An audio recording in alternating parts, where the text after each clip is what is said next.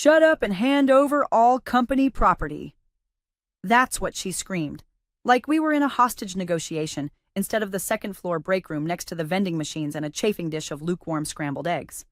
Half the staff still had syrup on their mouths from the team appreciation waffles when the founder's mother, Linda, slammed her bony little fist on the card table and fired me in front of everyone. No warning, no discussion, just decaf, disposable plates, and a public execution in front of interns who still had name tags clipped to their belt loops. She didn't even look at me when she said it, just stared past me, like I was a fogged-up mirror she was done wiping. "You're bloated overhead," she added, nose wrinkled like someone just farted confidence into her personal space. I stood there, still holding a Dixie cup of orange juice, while her voice echoed off the stained acoustic tiles. And that's when I realized something. I didn't feel rage, or heartbreak, or confusion. I felt relief, because I'd spent 19 years building this place like a haunted dollhouse, every bolt cataloged, every contractor vetted, every lease printed in triplicate and paper-clipped by color. And now the family matriarch, who once asked if Ethernet was a type of yogurt, had decided she could run the ship. Cute. So I smiled, quietly, took a napkin, wiped my fingers, walked over to the folding table where she stood, and gently laid down my badge like it was a prayer card at a funeral.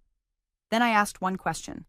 Not loud, not dramatic, just clear enough to cut the silence in half. "Then why did 4 lease payments go to Stone Lake Holdings LLC? The chewing stopped. Forks froze midair. You ever watch a fire alarm blink before it goes off? That's what her face did. Her mouth twitched like she was about to laugh, but then the meaning unwrapped itself behind her eyes, and she blinked. Twice. Now, before we go any further, I know most of you listening don't hit that subscribe button. That's fine. But if this kind of corporate soap opera keeps your coffee break interesting, go ahead and tap subscribe and like the video. Really motivates the team. Plus, the more people we reach, the more Karens we dethrone. Win-win. Anyway, Linda, bless her Botox-blitzed heart, tried to recover. She looked down at a legal pad, like maybe the answer was scribbled there between a muffin recipe and a list of people who still returned her calls. But I didn't wait around for the light bulb. I just turned, grabbed my bag, and walked out. Calm as a coma. On my way out, I passed Craig from finance. He looked like someone had just whispered a war crime into his ear. I winked and said, "Check the routing numbers." Security didn't stop me. They watched me like I had a pipe bomb in my purse, but no one dared touch me. I was already halfway down the hall when my phone buzzed with a text from Sarah in HR. What was that? I typed back 2 words. Watch payments. I didn't go home. I went to my lawyer's office. She had coffee waiting and the good kind of silence. I opened my bag, pulled out a manila folder labeled Lease Agreement V3, and slid it across the desk. Inside were documents the company never read, never questioned, and never understood. Because while Linda was busy updating her Facebook status to CEO vibes, I was quietly embedding myself into every square foot of that building like termite DNA. And when I stood in that break room, half the staff still wiping syrup off their chins, I knew exactly what I was doing. Because Stone Lake Holdings LLC, that wasn't some random landlord. It was mine. I didn't rush. That's what got to them. Not the lease bomb I'd dropped in the middle of Pancake Day. Not even the badge I left behind like it was a poker chip in a losing hand. But the pace.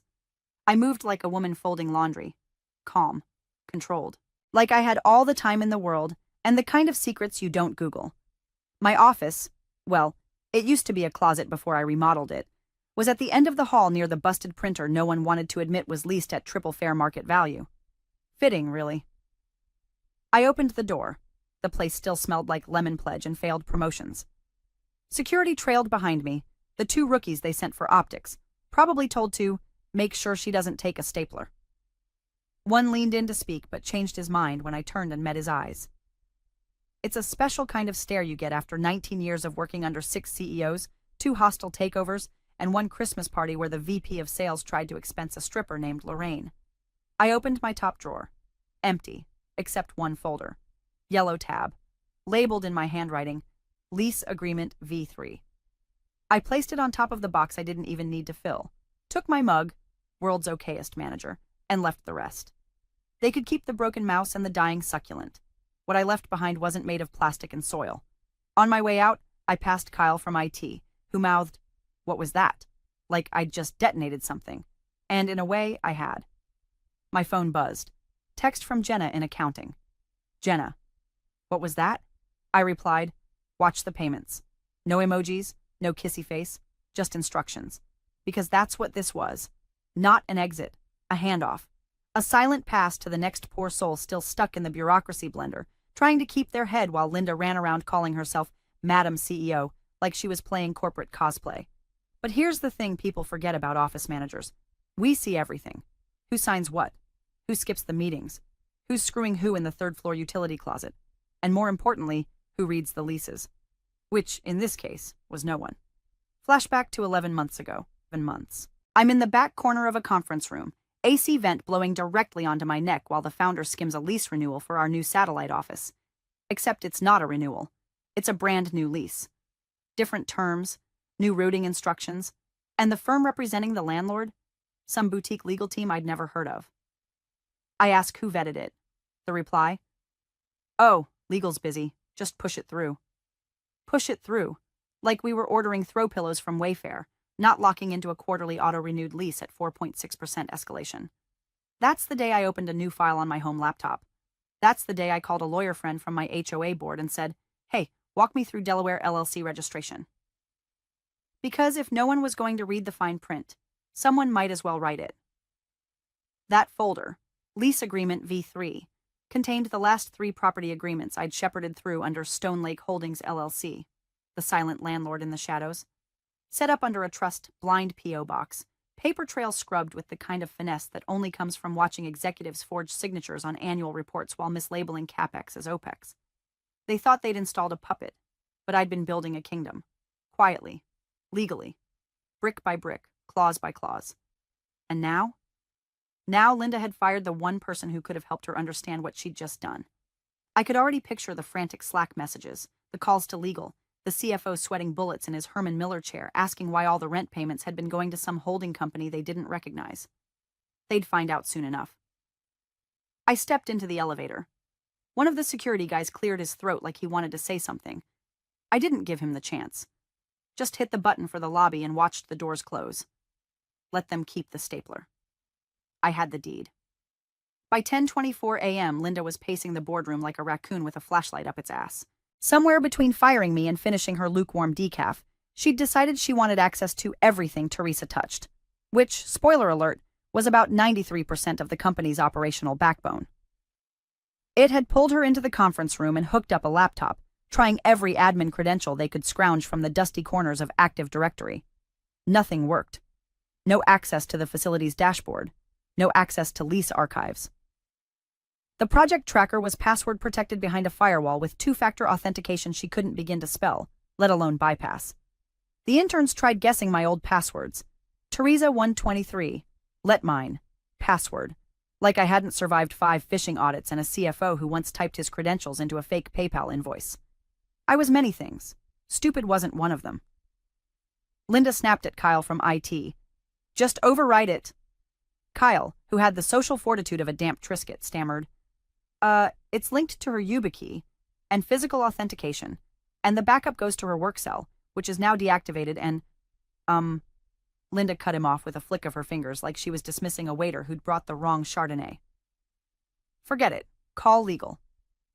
Legal, a 4-person team of glorified compliance parrots, came back with the first domino. They couldn't find the most recent lease. Not in the shared drive. Not in the cloud folders. Not even in the 3-ring binder some intern had been tasked with updating and never did, because he thought leasing was leasing software, and spent 6 weeks logging Adobe licenses into Excel. So they dug deeper, scanned the finance logs, printed vendor reports, ran payment histories. That's when Alex, the junior finance guy who still wore pleated khakis like his mom laid them out, spotted something.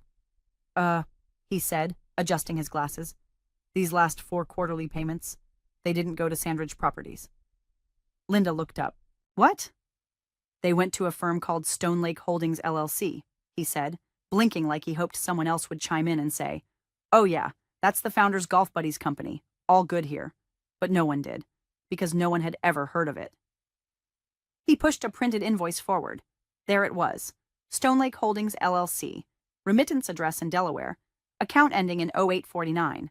Signed electronically by a now-retired CFO and time-stamped with a digital signature traceable to, you guessed it, yours truly. Linda waved a dismissive hand. It's just a payment processor. Call the building. They'll clear it up. So they did. First call, went to voicemail. Second call, disconnected. Third call, answered, but the building manager, Richard, said 6 words that made the blood drain from Linda's face like someone flushed her Botox with battery acid. I can only speak to Teresa. That was it. No greeting. No explanation. Just that. And then he hung up. Linda stood frozen, lips twitching like a half-loaded Snapchat filter. One of the board members, Jim, who usually only chimed in when the coffee ran out, leaned forward and asked the obvious. Wait, who's on the lease? The room went quiet. Kyle typed furiously, trying to pull the original signed lease from the vault folder. The document surfaced with a trail that led to, surprise again, Stone Lake Holdings LLC, listed as intermediary lessor, with Sandridge merely noted as the primary owner of record. And on the final page, signature authority listed under T. Caldwell, managing partner. No one knew who T. Caldwell was, but HR's system still had my full name listed, Teresa Marie Caldwell. Linda blinked. That could be anyone. Alex printed the business registry from Delaware. T. Caldwell matched the digital signature's initials. The email attached, a masked alias routed through a domain I'd registered 3 years ago for a fake real estate consultancy used exclusively to route secure contracts. At that point, it wasn't a question of if they'd screwed up. It was just how bad. By 11:30, legal had called the founder in Europe. The CFO was sweating through his undershirt. And Linda? Linda was sitting alone at the end of the table, phone in hand, fingers hovering over the screen like she was considering dialing me. But pride's a hell of a drug, and she wasn't ready to detox. The boardroom that once echoed with plans for expansion now sounded like a church after someone farted mid-sermon, silent, stunned, and waiting for someone else to take the blame. They fired me thinking they'd cut a loose thread. They were about to find out I was the seam. The CFO hadn't blinked this much since the Q4 earnings call when the founder accidentally said bankruptcy adjacent instead of strategic restructuring. Now, standing over a scattershot of manila folders and spreadsheets, his eyes kept darting between payment logs and the kind of lease nobody in that room had ever actually read. Because here's the punchline. They had signed it. The lease reroute wasn't forged, wasn't slipped in with sleight of hand or laced with invisible ink. It had been emailed, printed, signed, countersigned, and blessed by the very man who used to remind me weekly to order more K-cups. The previous CEO, Frank, had signed off on the updated facilities agreement a week before retiring to Florida, where he now plays pickleball and probably has no idea he gave me the keys to the kingdom. The CFO circled the payment terms with a red pen like he was prepping for a deposition. The lease stated that rent was to be paid quarterly to Stone Lake Holdings LLC, acting as intermediary landlord per the rights outlined in Exhibit B, language that looked just legal enough to skip a second glance.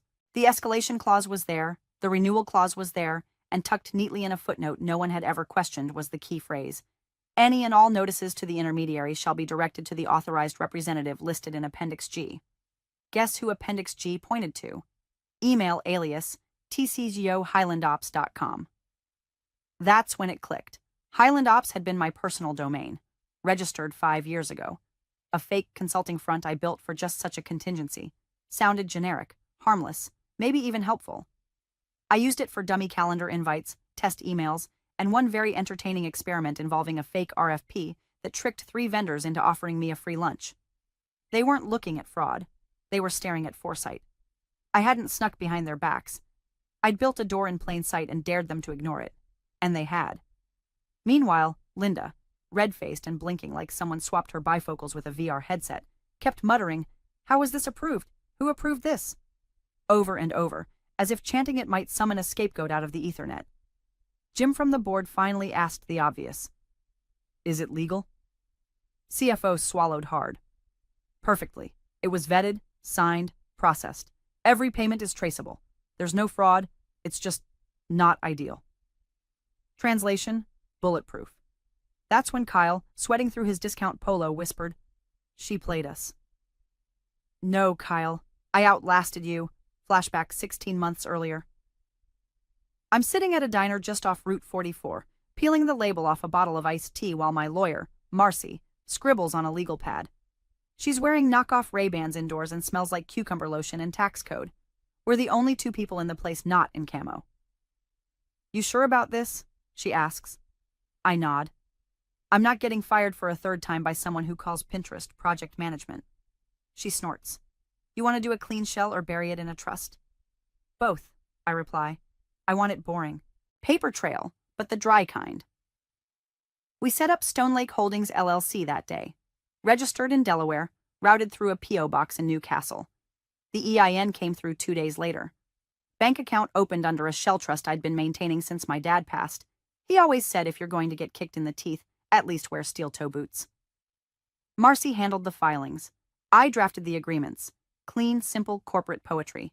No missteps, no wiggle room. The kind of language that could pass through 4 departments without a raised eyebrow, because I'd studied their blind spots. It was never about revenge. It was about insulation, protection, survival. Back in the boardroom, the silence grew pregnant and gave birth to panic. Legal confirmed that Stone Lake Holdings LLC had the sole authority to issue lease termination notices, raise rent, or deny access based on breach of contract. Linda stood, palms flat on the table, and said through gritted teeth, "Then we renegotiate. We strong-arm them." The CFO didn't even look up. "Ma'am, she is Stone Lake." And just like that, the dawning horror settled in. Not a scream, not a meltdown, just the slow, suffocating realization that they'd fired the one person whose name was carved into the walls they now couldn't legally enter. I hadn't burned the bridge. I bought the land under it. The call came in at 2:11 p.m. while I was finishing a cinnamon roll the size of a toddler's skull and watching traffic inch past my new office window. The line was blocked, but I picked up anyway, because when someone calls you 3 times in 5 minutes from a number that doesn't exist, it's never a Girl Scout with cookies. "Ms. Caldwell," the voice said, dry and clipped, like someone with a law degree and a caffeine deficiency. "We're reaching out from Goldstein, Meyer and Platt, representing your former employer." "Sure," I said, licking frosting off my thumb. "What can I do for you?" He hesitated, which already told me everything I needed to know. Lawyers don't hesitate unless they're trying to figure out how not to step in their own legal dogshit. "We're reviewing some recent documents regarding the lease agreement for your previous company headquarters. There appear to be inconsistencies. We'd appreciate your cooperation in clearing a few items up. Should be quick." "Inconsistencies," I repeated, leaning back in my chair. "You mean the kind where someone signs a lease without reading the terms, or the kind where a CEO's mom fires the landlord during breakfast?" He didn't laugh. That's the thing with corporate legal. No humor, no soul, and no real power unless someone upstairs gives them the go-ahead. And no one was giving the go-ahead now. They were calling because the grown-ups in the building told them to. He cleared his throat. "Some parties are interpreting these actions as potentially deceptive. There could be grounds for, hypothetically, pursuing charges under business fraud statutes, particularly if the intermediary relationship wasn't disclosed during execution." I smiled so hard my cheeks ached. "Right," I said. "You should probably read the indemnity clause in Section 6.2. Silence.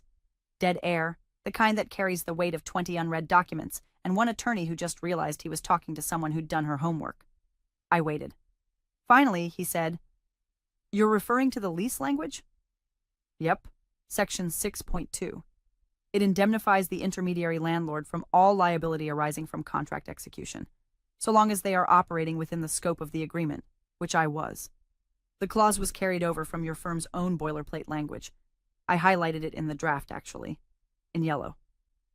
More silence. "Now," I continued, "unless you're planning to accuse your own client of negligence for not reviewing a document your firm signed off on, I'd suggest you go back to your partners and reread the lease you let slide through, because Linda wanted to close the deal before her flight to Scottsdale."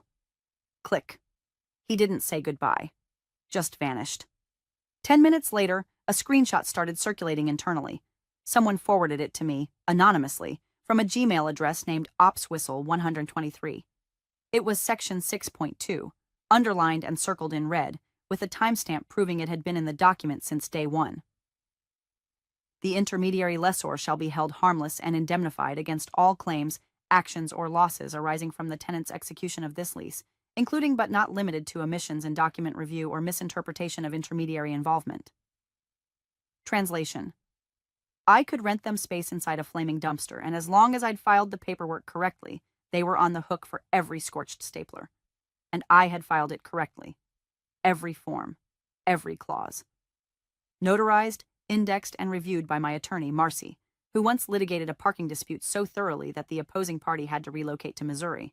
There was no fraud, no deception, just negligence on their part and competence on mine.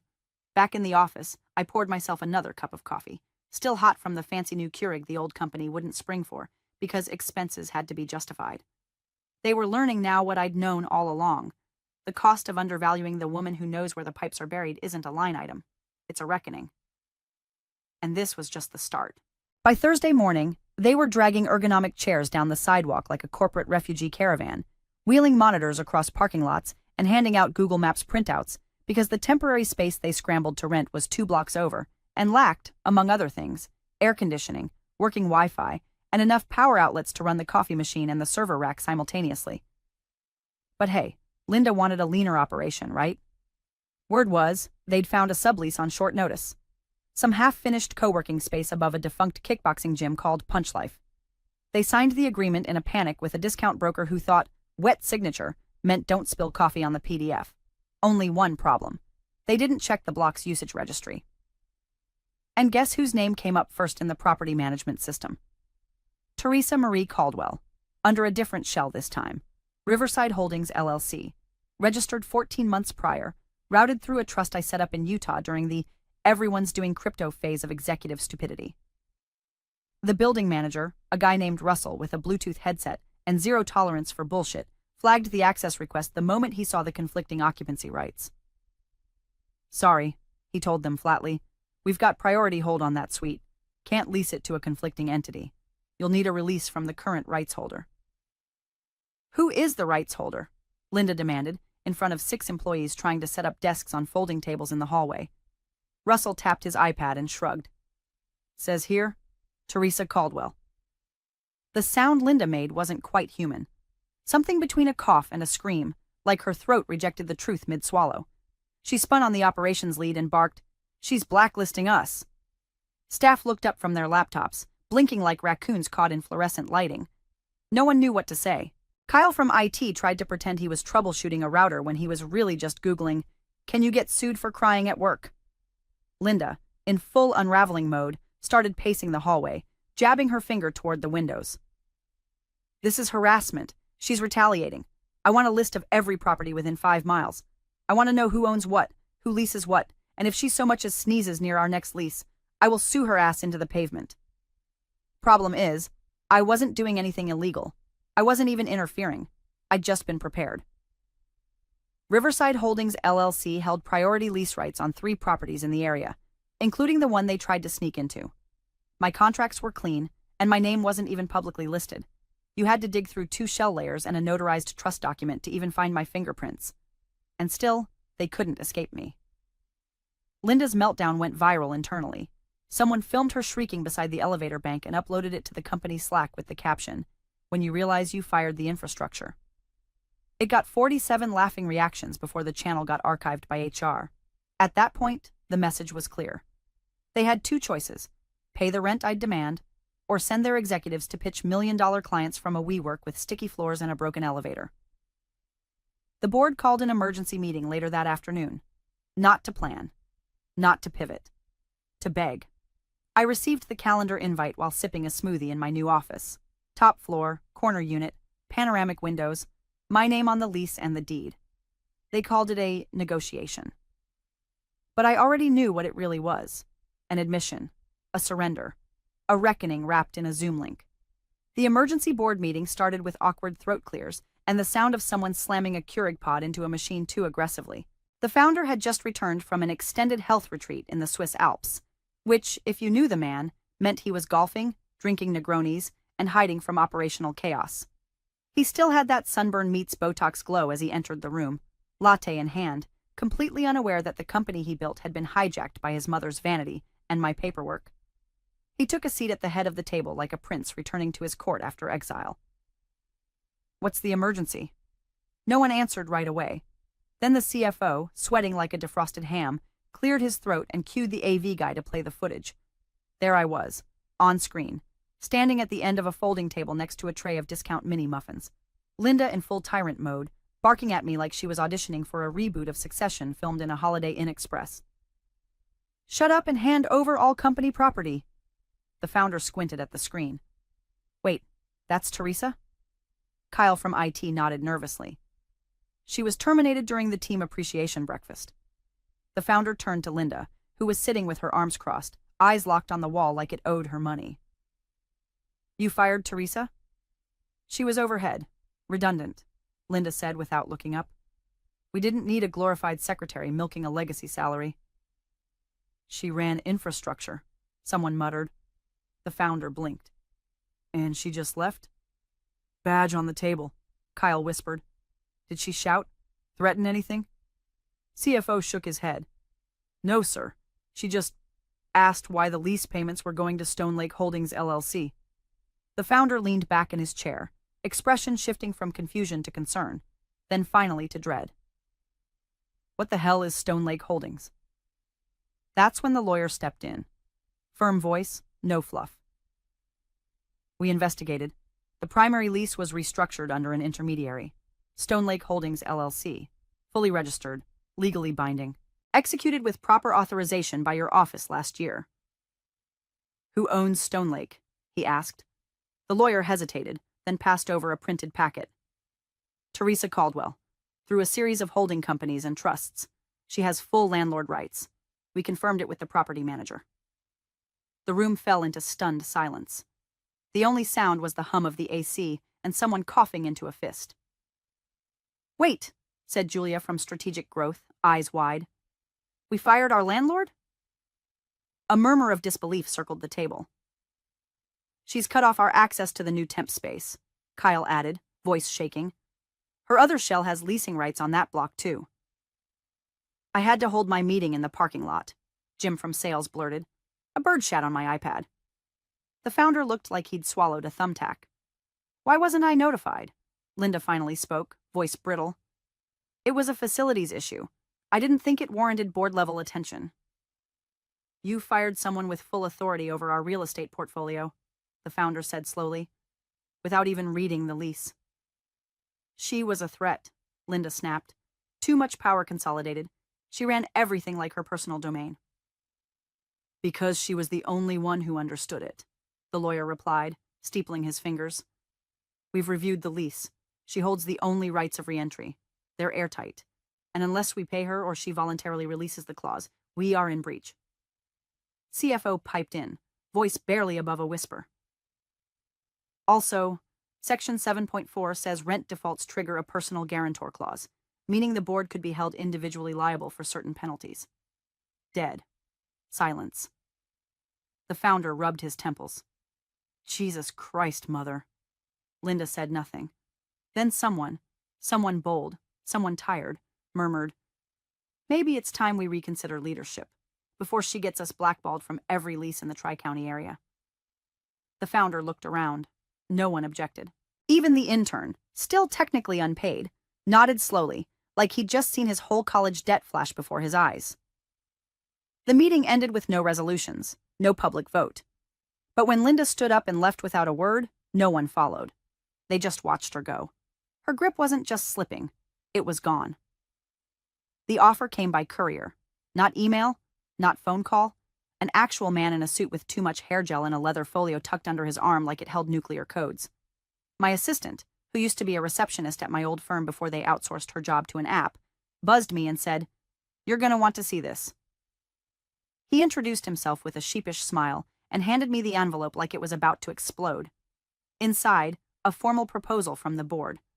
The tone was polite, almost reverent, like I was a priest and they were trying to confess through legalese. They wanted re-entry. Immediate. No hard feelings, of course. All water under the bridge. Just a simple renegotiation. They were prepared to triple the current lease rate and cover moving costs if I would consider permitting reoccupancy of the premises under mutually agreeable terms. I read it twice, folded it neatly, and looked up at the courier. "Tell them it'll be retroactive," I said. 4 months. He blinked. "Sorry?"